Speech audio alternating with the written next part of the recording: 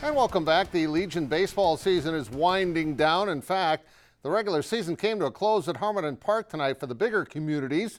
That's where Renner and Sioux Falls West played tonight, with the region tournaments starting on Friday. Renner's the top seed in theirs, and Will Waschenberger goes to right field. 2 runs are going to score on the play, and it's 2-0 Renner. After that, though, a forgettable first game for the Royals. It was all Sioux Falls West. Aiden Thomas, a deep drive for a triple, and West goes up 8-3, and they would just keep adding on. John Rogers with a bloop single drops in. It makes it 9-3. We're still in the 3rd inning for West. That's when Karsten Grove comes up and belts it over the left fielder's head. Almost gets it out. That scores a couple of more.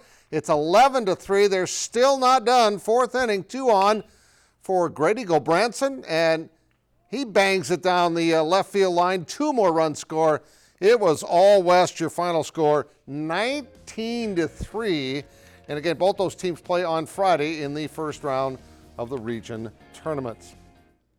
Though this year's version of the Sioux Falls Storm wasn't the very best in their storied history, the run of the franchise's 11th championship will certainly be remembered as one of the greatest. Zach Borg has more. You could call the Sioux Falls Storm playoff run against the 2 teams that had beaten them in previous championship games a revenge tour. Just the arrogance, man, and you know how guys talked about being undefeated, all the IFL selections. And a few weeks back I said we like Drake, man, we looking for revenge, and that's what we did. Or that it was deja vu from the organization's first championship back in 2005. I think there's a lot of similarities to it. That year, Sioux City had beat us 3 times, and both games we came out and played really good football. Either way, you have to say that 2019 was a wild ride for the Storm, one in which a blend of veterans and newcomers won 7 games by 7 points or less. Dropped by Shepard and then caught. I mean, if you paid attention to the season, man, we was just a second half team. You know, we'll start off slow, and then second half come around, we get ready to roll. So stand together as a team, man. Which was especially true in the playoffs, where the Storm won all 3 of their games by 3 points or less, rallying from 14-10 down against Iowa and Arizona, teams they went just 1-3 against during the regular season. We finally put together a 60-minute football game on offense. We executed from start to finish.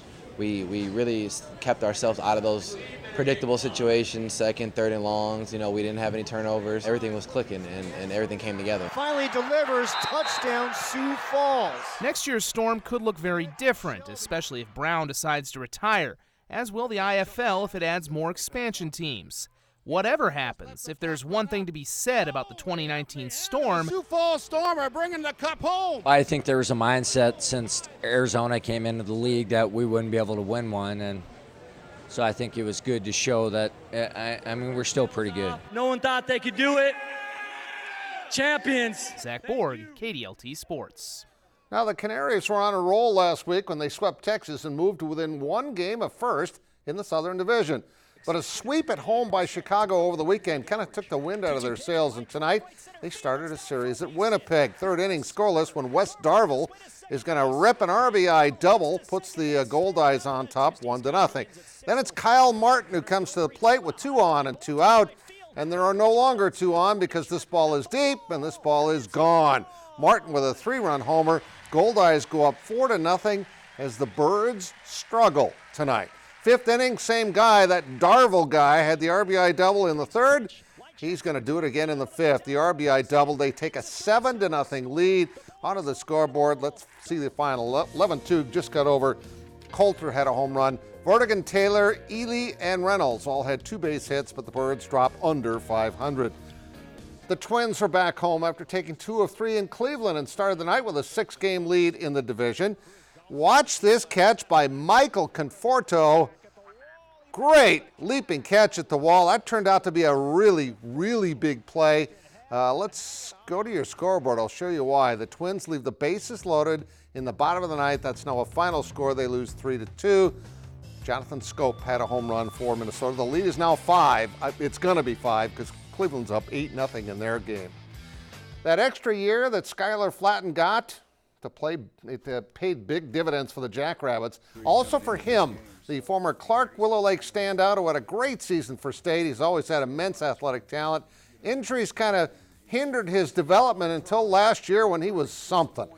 You got to see the complete package with threes, with dunks like that, and many of his dunks came against USD. He was so good last year. He tweeted today he's going to be playing professionally in Italy, says he's very thankful for the opportunity.